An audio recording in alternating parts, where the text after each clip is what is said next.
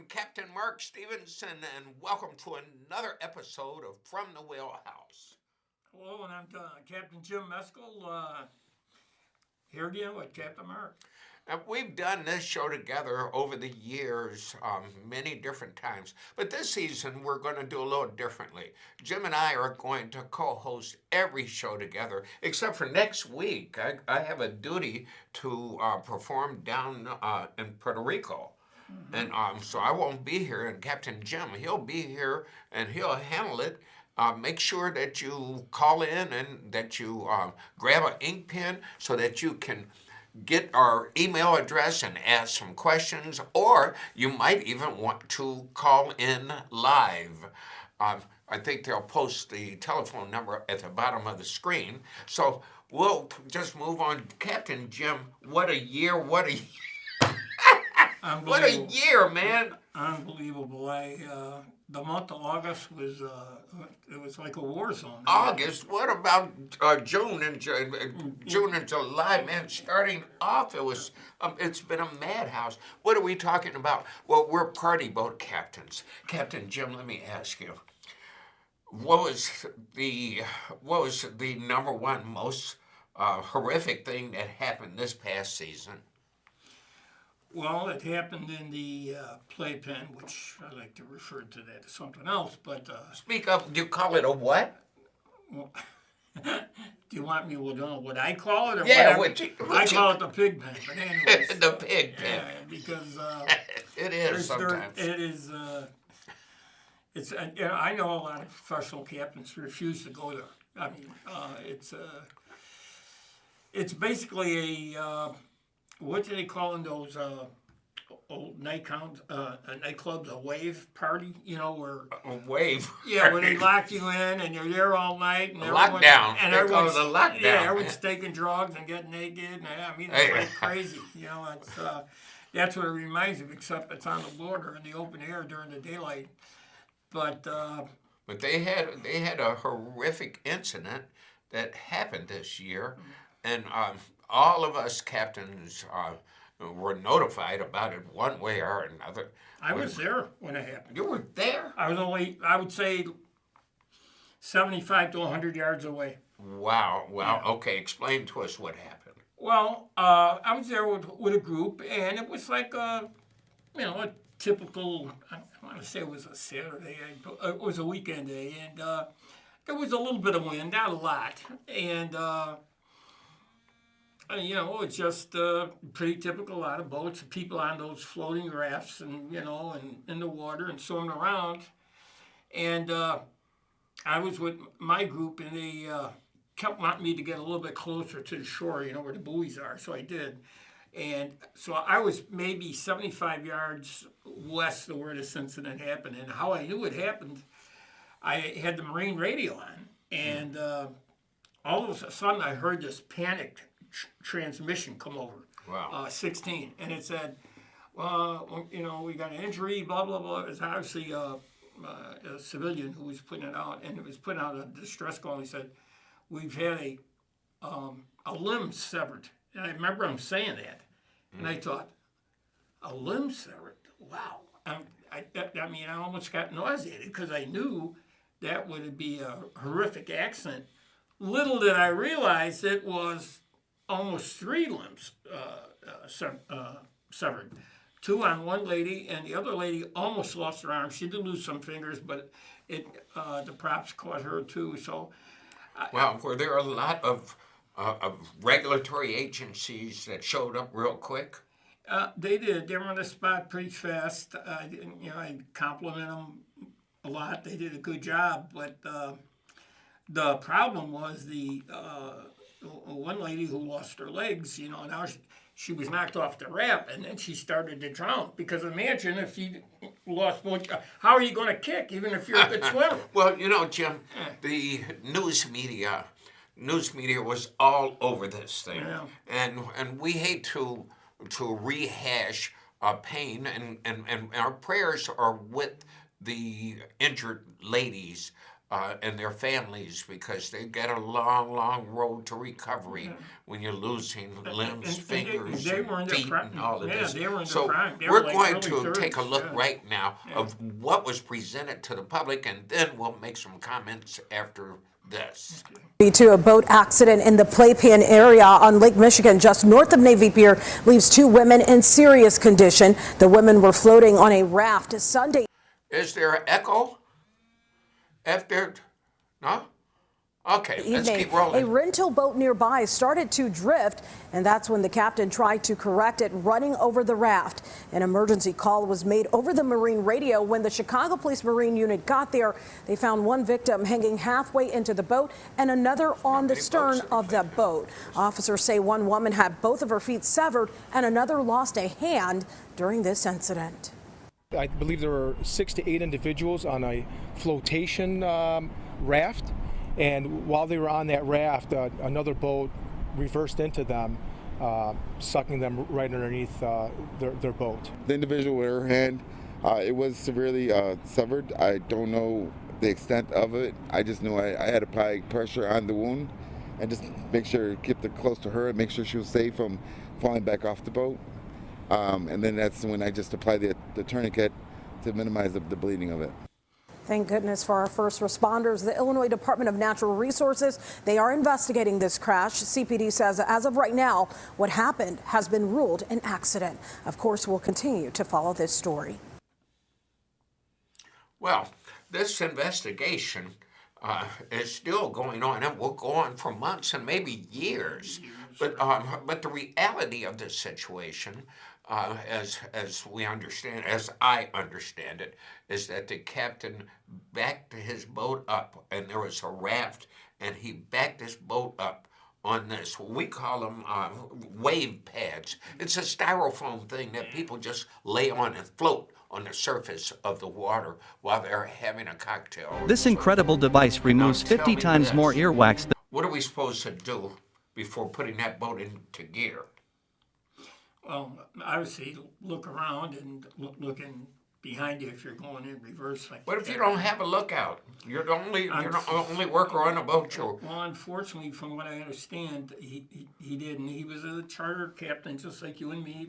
The boat was out of Diversey, I believe, and he had a problem with the anchor, and there was no one there to help him. So, from what I understand, he went up to try to address that, and then the boat started drifting, and then he realized, and then he ran back to the helm, and he almost panicked a bit, and no one was warning him about anything, and then he put in reverse, and the girls were on the pad behind another boat, and then his boat went back and went up. Captain Jim, Yes. let me ask you this. Yes. Can even the most experienced captain panic? Absolutely. And It's, what happens to us when we start really dialing in on someone else's failures and problems? Well, it's he who has not sinned shouldn't cast the first stone, as they say. They've done studies on this. You're probably not aware of it, but how, like, they went over what happened to the captain on the Titanic.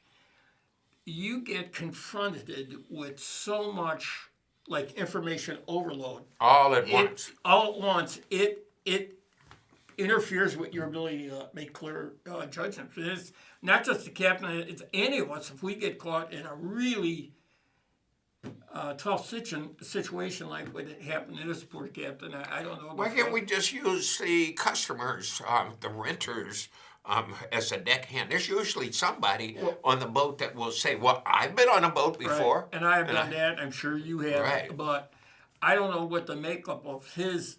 Obviously, the boat that backed into, none of those people got hurt. Maybe they were all, like a bachelor. Okay, so why not use a trained deckhand? Why are captains doing this type of work and don't have a trained deckhand on board? Well, that is a good question. There's that count of 12 people on a bareboat plus the captain. Well, you can take a captain and one crew member. Well, then they should start taking it. Some places do that, put a crew member on. But as you know as well as I do, a lot of them don't. Who pays the deckhand? The charterer. Okay, so let's switch for a second because it's all about economics too. Yes, sir. If the charterer or the renter pays for the deckhand, that takes away from a captain's fee, takes away from a captain's gratuity as well. So the answer is, in part, is that many captains do not want to use a deckhand, so they don't have to share the gratuity and they don't have to take money from their pocket and pay the crew member, because they have to pay that crew member some kind of way. That deckhand must be paid, Right. even if it's only a little bit. But here's what I do, and you other mariners out here can take a note from Captain Mark's book. I do carry deckhands sometime with me. I charge them to be with me. I don't pay them. Can I also say something? Sure. Then they better be in a drug consortium. Oh, that's right. Because now if they're considered part of your crew, There's required, now you got to have someone that's not smoking doobie and doing all this other stuff. right? You know, got to have somebody with a clear mind. and if you get someone young and trying to get into the business, Well, this is the reason why Captain Mark Stevenson does charge his deckhands to come aboard, because I'm taking my years and years experience and pouring myself into a deckhand, training them, giving them sea time as well, signing for their sea time to make sure that they are on the right track to become captains. I had to pay my way as a deckhand. I had to pay my way until I got to the point of being able to be paid $8 an hour by a local fisherman here in Chicago who started paying me. my buddy. He had trouble this season too. Yeah, but there was. You know who I'm talking about. Yeah, I know. There was something going on over there in the pig pen with the. I heard so many captains say they were having a difficult time anchoring. Did you have trouble anchoring this Well, season? the bottom of the playpen is made of clay mostly, and the type of anchor that you use is really the important part. If you have the right type of anchor that can dig into that clay, then you can get a hold. But here's what I believe, and this is what I teach all of my students, all of the owners. It's one simple thing. If I'm going to do a charter and I'm going to be in the pig pen, the playpen. If I'm going to be in the playpen, then I better make sure I have 2 anchors. All boats really need to have 2 anchors. Your backup anchor, you can throw that off the stern, that's the back of the boat. And this way, you won't be sliding into other boats. And if your anchor fails in the bow area of your boat, you don't have to worry about it. So I just make sure we have 2 anchors.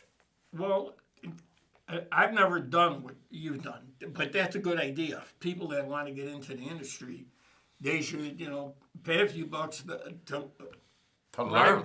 learn with experience, and they got to get the sea time, and that's a lot of time, as you know. It's like a whole year. That's the big thing that is the obstacle for a lot of people. But I'm gonna remember that next season. I'll tell you, because it's a good idea. I've been very fortunate that when there were people in the group that they're usually guys, but I've had some women too that have got experience, but they got to be strong to do whatever it is they had to do.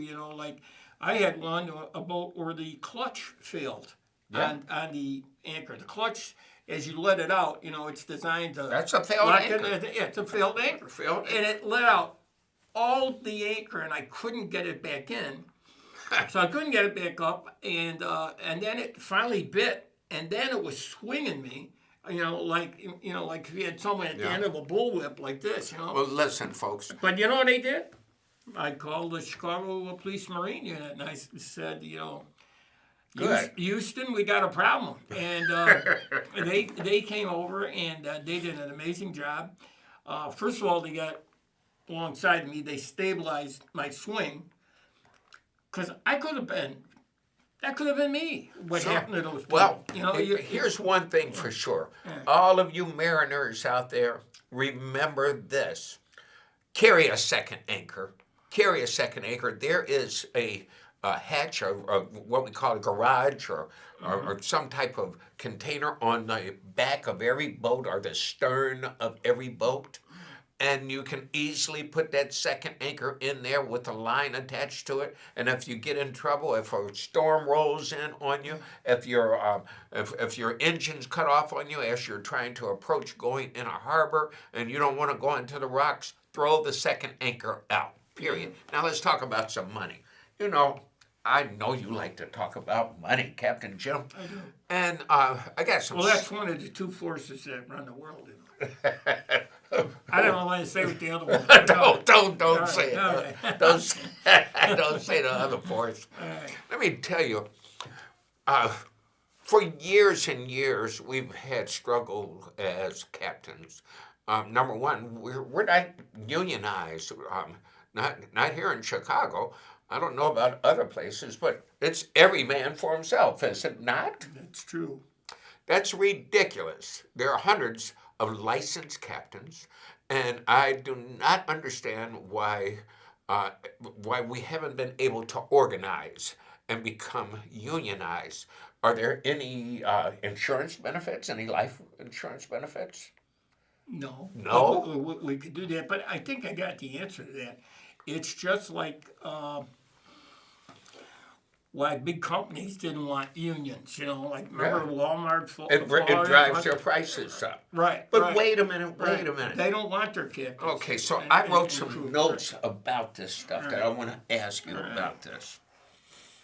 Because I want to have a real line of reasoning about how captains come to their fees. A captain can charge whatever he or she wants to charge, just like an attorney or a doctor.